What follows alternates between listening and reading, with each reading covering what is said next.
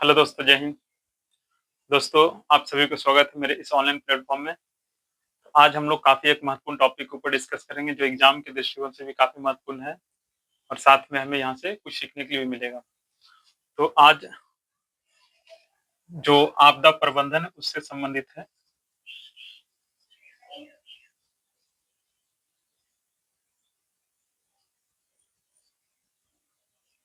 हम लोग देखे थे कि आपदा प्रबंधन क्या है? तो आपदा यानी कह सकते हैं कि वैसी घटना जिससे काफ़ी ज़्यादा जान-माल की क्षति होती है उसे आपदा कहते हैं। उस प्रकार की घटना से पहले ही हम उस घटना से बचने के लिए जो हम तैयारी करते हैं ताकि उससे होने वाला हानि या क्षति को रोका जा सके, तो उसे आपदा प्रबंधन कहा जाता है और ये काफ़ी कह सकते हैं महत्वपूर्ण टॉपिक है। आज हम लोग देखेंगे भूस्खलन क्या है और सुनामी के रोकने के उपाय।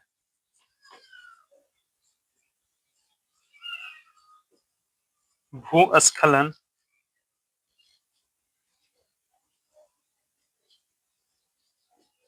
क्या है? देखिए, भू का मतलब क्या होता है? भू का मतलब होता है धरती, पृथ्वी, है ना? उसको क्या कहते हैं? भू। स्खलन का मतलब क्या होता है? स्खलन का मतलब होता है हटना, ठीक ना?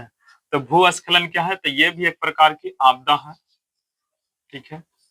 और ये भी कैसी आपदा है? तो ये भी एक प्राकृतिक आपदा है, क्योंकि इसमें मानव कुछ करता नहीं है, ये स्वतः कह सकते हैं कि घटने वाली घटना है। इसमें होता क्या है? ये ज़्यादातर कह सकते हैं कि जो आपका पहाड़ी इलाका होता है, किस क्षेत्र में? जो पहाड़ी इलाका होता है, तो वहाँ पर जो ऊँचे कह सकते हैं कि जो भूमि होता है ना? ऊँची भूमि को ही ना हम लोग पहाड़ कहते हैं, ये है कि नहीं? जो ज़्यादा ऊँचा रहता है उसको पहाड़ कहते हैं, जो कम ऊँचा वाला रहता है उसको पठार कहते हैं। जो समतल भूमि होता है उसे मैदान कहते हैं। तो पहाड़, पठार या कह सकते हैं कि जो मैदान है वो क्या है? भूमि का ही स्वरूप है। तो हम लोग देखे हैं ना ज्योग्राफी के अंदर कि भूमि किसे कहते हैं? तो पृथ्वी की ऊपरी सतह को भूमि कहते हैं। प्लस कह सकते हैं कि मैदान किसे कहते हैं? तो समतल भूमि को मैदान कहते हैं। पठार किसे कहते हैं? तो पठार कहते हैं कि जो ऊँची भूमि होता है उसे क्या कहते हैं? पठार कहते हैं। जो ऊपर से थोड़ा-सा कह सकते हैं कि छिछला टाइप का रहता है और जो काफ़ी ऊँची भूमि होता है उसे हम लोग पर्वत कहते हैं। तो इस तरह से हम लोग देखेंगे। तो देखिए जो पहाड़ी और पठारी क्षेत्र होता है, वहाँ पर भूस्खलन की संभावना ज़्यादा रहता है। यानी भूस्खलन की जैसी कह सकते हैं घटनाएँ जो है उन्हीं क्षेत्रों में घटता है। होता क्या है कि ज़्यादातर कह सकते हैं कि जो वर्षा ऋतु का समय होता है, उस समय जब बारिश अधिक होता है तो जो पहाड़ होता है उसमें दरार आ जाता है या आप कह सकते हैं मिट्टी खिसक करके कह सकते हैं कि इधर-उधर फैल जाता है, ठीक है? तो इस तरह की जो घटनाएँ होती है उसको बोलते हैं भूस्खलन मतलब भूमि का अपने मूल स्थान से हटना या कह सकते हैं कि भूमि में दरार पड़ना, ठीक है? या चट्टानों के गिरना ये सब क्या कहलाता है? भूस्खलन कहलाता है। और ये एक किस तरह की आपदा है? तो ये प्राकृतिक आपदा है। इसमें भी कह सकते हैं कि जान-माल की क्या होती है? क्षति होती है। अब जान-माल की क्षति का मतलब अब देखिए पर्वतीय क्षेत्र में लोग अगर आ जा रहे हैं किसी रास्ता से और वहाँ पर कह सकते हैं कि चट्टान या पहाड़ जो है या कह सकते हैं कि भूमि कट कर गिर जाता है, तो बहुत सारे कह सकते हैं कि लोग उसमें दब जाते हैं या उसके आस-पास में लोग बसे होते हैं, तो उनमें उनके ऊपर कह सकते हैं कि ये घटनाएँ घटती है। तो देखा जाए तो ये भी कह सकते हैं कि जो भूस्खलन है, इससे भी लोगों की कह सकते हैं कि जान-माल की क्या होती है? क्षति होती है। तो आपको याद रखना है कि भूस्खलन क्या है? तो आपको ध्यान रखना है कि भूस्खलन एक प्राकृतिक आपदा है और ये पहाड़ी या कह सकते हैं कि जो पर्वतीय क्षेत्र है, उन क्षेत्रों में घटने वाली घटना है। इसमें क्या होता है कि पहाड़ या पठार की कह सकते हैं कि जो चट्टानें होती है या भूमि जो होता है, ठीक है? वो अपने मूल स्थान से खसक करके अन्य स्थानों पर क्या है चला जाता है, तो उसे भूस्खलन कहते हैं और ऐसी स्थिति में कह सकते हैं कि लोगों की जान-माल की भी क्या क्षति होने की संभावना बनी रहती है। तो इस तरह से आपको ध्यान रखना और बेसिकली जो है कि ये वर्षा ऋतु में काफ़ी ज़्यादा कह सकते हैं कि घटना घटने की क्या है संभावना रहता है। तो ये ध्यान रखेंगे इसको, ठीक है? काफ़ी महत्वपूर्ण टॉपिक है और यहाँ से कह सकते हैं एग्ज़ाम में आपको देखें जो भी हम लोग अभी क्वेश्चन का डिस्कस कर रहे हैं वो आपके एग्ज़ाम के लिए काफ़ी महत्वपूर्ण है। आगे चलते हैं।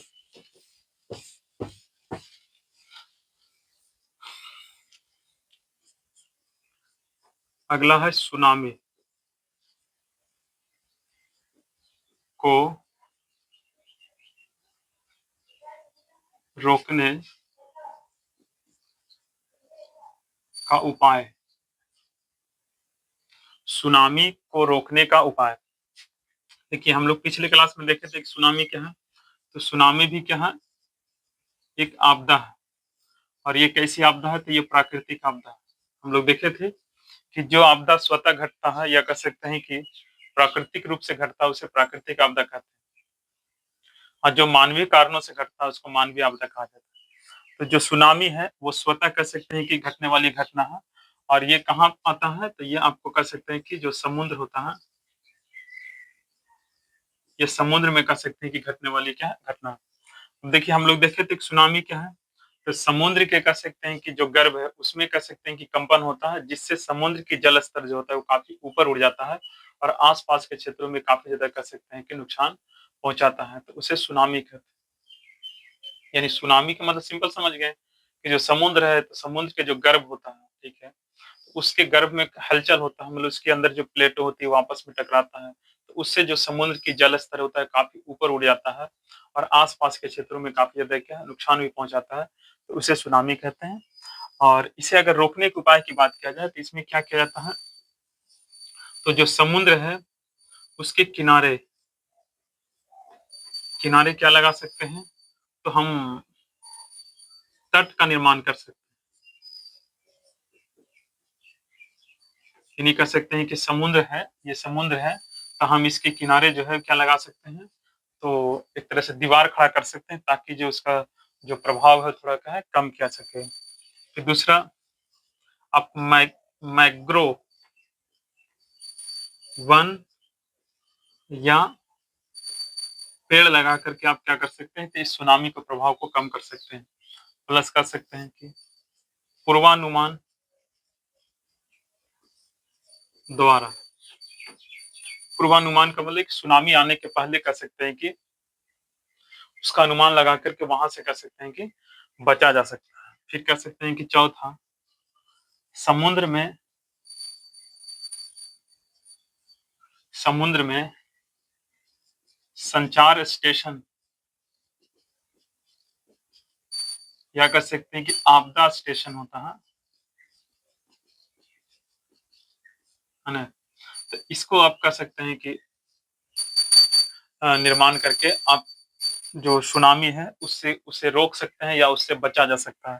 तो इस तरह से कह सकते हैं कि सुनामी जैसी आपदा है उससे बचा जा सकता है। तो ध्यान रखना, एक सुनामी क्या है? तो ये कह सकते हैं कि प्राकृतिक आपदा है जो समुद्र में घटने वाली घटना है। इसे रोकने के लिए समुद्र के किनारे तट का निर्माण किया सकता है, वृक्षों को लगा करके, मैंग्रोव वृक्ष है ना जो झाड़ीनुमा वृक्ष होता है, प्लस पूर्वानुमान करके, या जो सूचना जो कर सकते हैं कि जो आपदा स्टेशन होता है ना, उसको हम समुद्र के बीचों बीच में कहीं पे बनाते हैं, वहां से कर सकते हैं कि हमें इंफॉर्मेशन जो है पहले ही मिल जाता है, तो हम उससे क्या है बच सकते हैं। तो ये सारी चीज हम ध्यान में रख करके सुनामी से क्या है बचा जा सकता है।